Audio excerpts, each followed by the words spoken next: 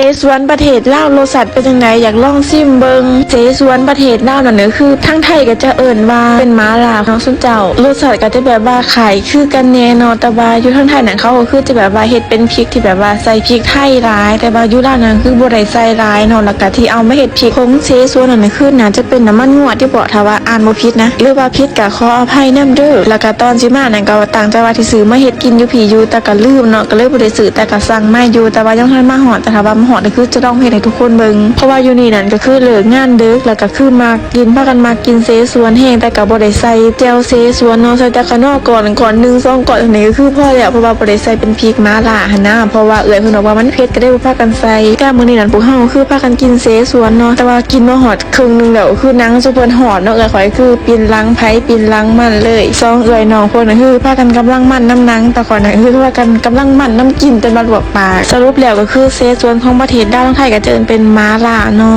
รสชาติก็คือจะบ่ได้แตกต่างกันเท่าใดก็ขายเคียงกันอยู่แต่ก็สิเป็นคนละแบบประมาณนี้สำหรับคลิปนี้ขอตัวไปก่อนบ๊ายบาย